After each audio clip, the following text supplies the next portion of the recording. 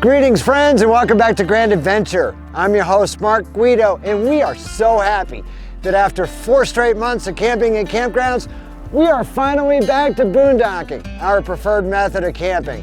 We're camped right on the Little Missouri National Grasslands outside of Medora, North Dakota.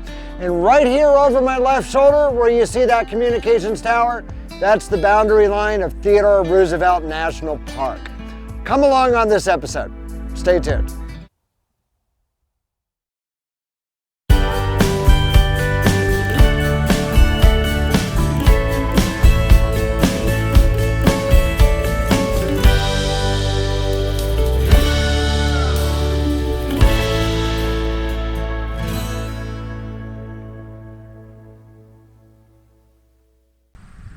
We'll put a link right here on your screen if you haven't yet seen our last episode from the central North Dakota prairie towns of Robinson and Arena. But en route from Robinson, we stopped briefly to see a kitschy and fun roadside attraction that we absolutely have to share before we bring you to Theodore Roosevelt National Park and the town of Medora. Salem Sue, or the world's largest Holstein cow, is a giant 6-ton fiberglass Holstein sculpture located alongside I-94 in New Salem, North Dakota. Built in 1974 by the local Lions Club, Salem Sue honors the local dairy farming industry, where even the local high school sports teams are named the Holsteins. Sue stands 38 feet high and 50 feet long, and from her pasture on School Hill, the only hill visible in any direction, Sue can be seen from miles away. So the views of the North Dakota Badlands from here at our campsite are nothing short of spectacular. We're in an area called Scoria Pit. It's a dirt road, leads right up from I-94. There's a large camping area just a short distance in from the main road, and that is the most popular section of this area. That tends to get awfully busy, but the further up you go, the worse the road gets, but the more scattered the campsites become. And we have not a single neighbor within sight right now as I record this clip. We're right on the very top of the mesa, overlooking the town of Medora over in this direction, and as I mentioned, the national park directly behind me.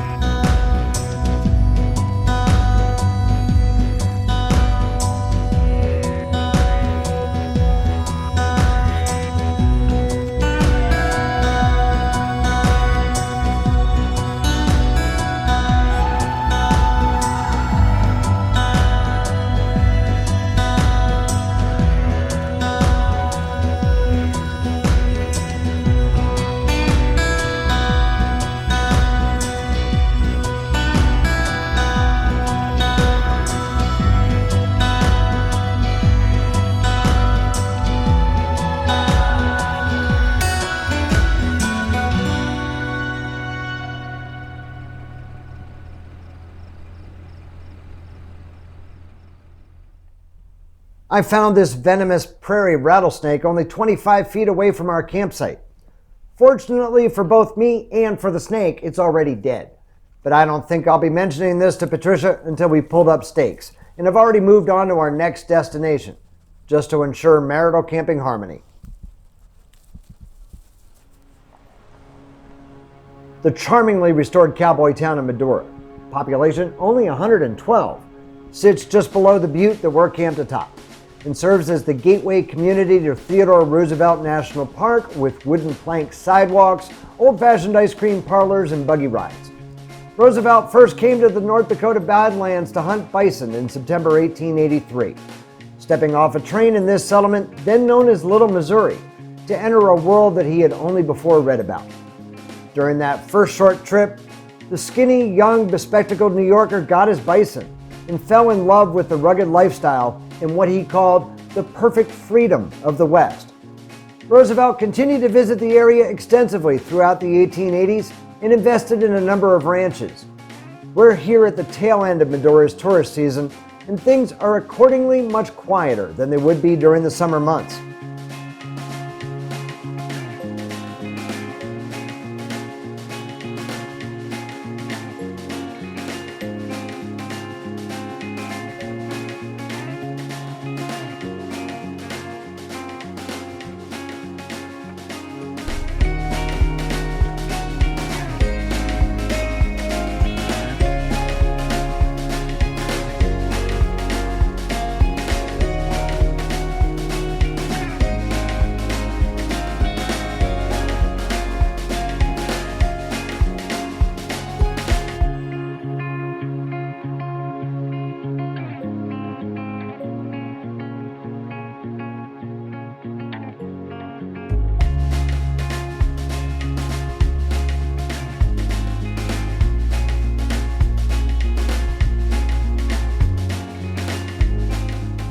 Although few locals showed any interest in helping Roosevelt, the promise of quick cash convinced Joe Ferris, a 25-year-old Canadian living in the Badlands, to act as Roosevelt's hunting guide.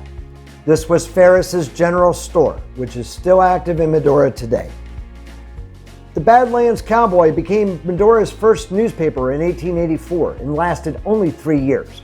Its 22-year-old editor, Arthur Packard, was one of the few townspeople to befriend the young Teddy Roosevelt. And to stay out of trouble, on the advice of Packard, Roosevelt stored his pistol at the newspaper office when he was in town.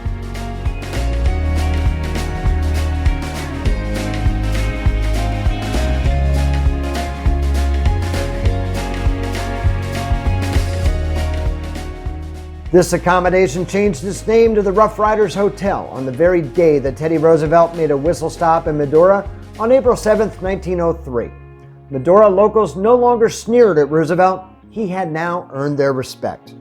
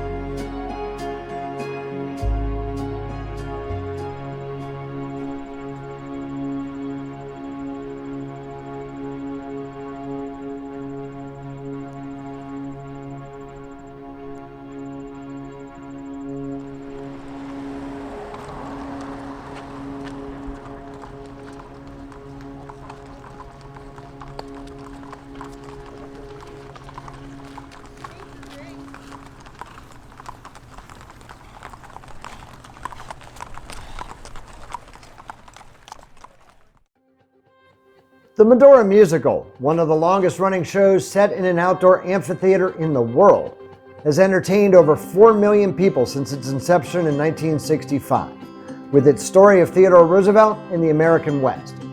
As luck would have it, however, the last show of the season took place on the very day that we arrived in Medora. A French nobleman, the Marquis de Morez, founded the town of Medora in 1883 and named it after his wife, Medora von Hoffman. The Marquis picked this location at the junction of the Great Western Trail and the Northern Pacific Railway so that he could ship meat to Chicago via rail cars refrigerated with ice cut and stored from the Little Missouri River, and then on by ship to New York, where the Marquis opened a network of butcher shops for consumers anxious for a taste of Western beef. He built an elaborate home overlooking Medora that was decidedly ostentatious for the place and time. And that home's rare exhibition of privilege on the prairie is now a North Dakota State Historic Site. A visitor center contains a number of impressive exhibits that explain the site's history.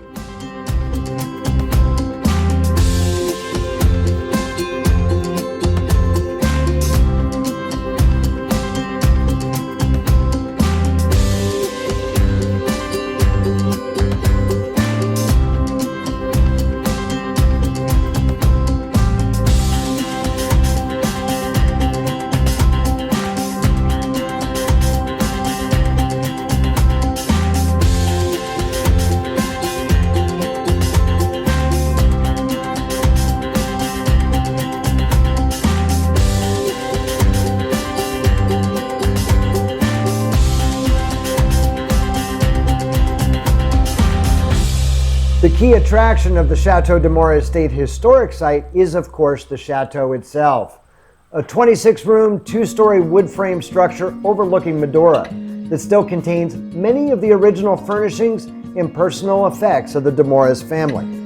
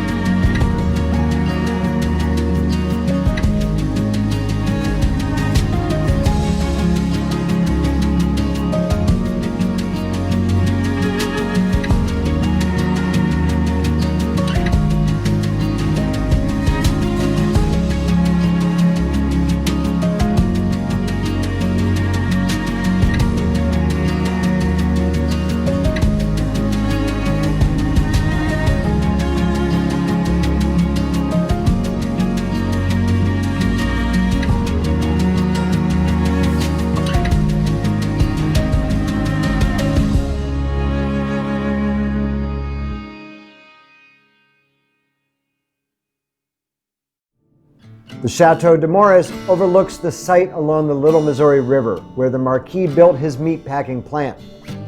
This site once contained the plant, a slaughterhouse, 3 ice houses, several outbuildings, a railroad spur track, and a corral. The building burned in 1907, leaving the tall native clay brick chimney standing.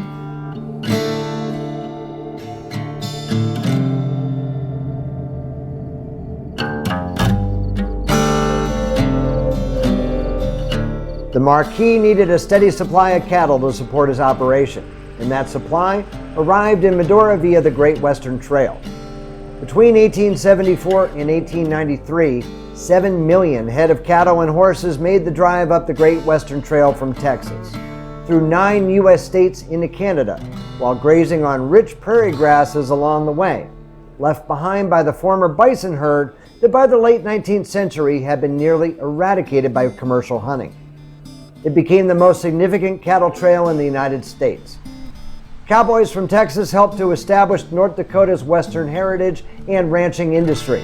So right alongside the Great Western Trail, the North Dakota Cowboy Hall of Fame was established in Medora.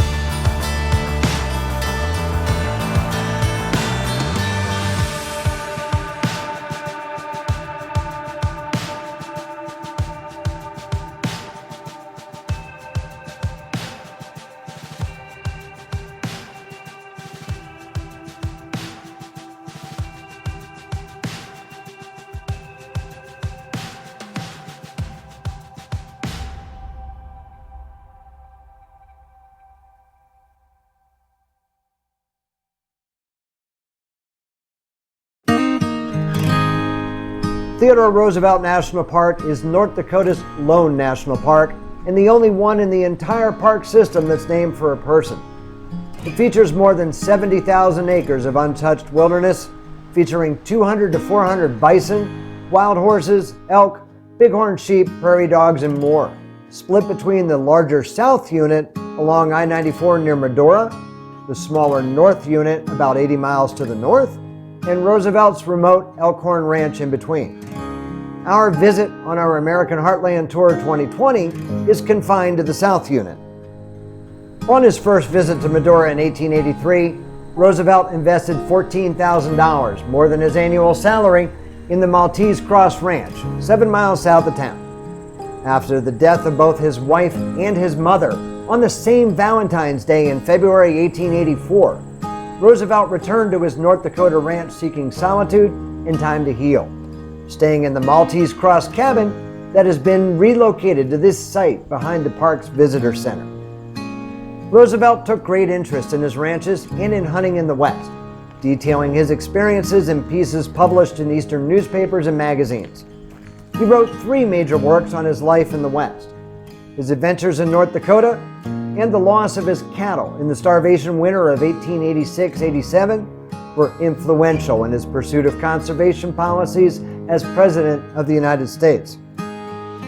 Following a 5-year campaign by North Dakota Representative William Lemke, President Truman established the South Unit of Theodore Roosevelt National Memorial Park in 1947, the only national memorial park ever established.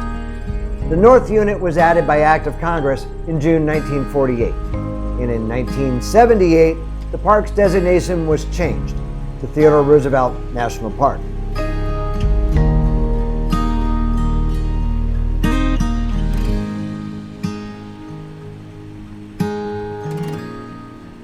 We mentioned the park's loop road, but right now it's not a loop thanks to continuous road erosion. With the road closed to all traffic since 2019, including bicycles and pedestrians, between mile markers 24 and 28, touring the park's South Unit is now a much longer out-and-back route. Park officials indicate that it may still take several years for the ground to stop moving before the loop road may be fully restored. We hope to be lucky enough to spot the park's herd of wild horses during our visit. Imagine then our joy today at finding the herd grazing right alongside the park's loop road.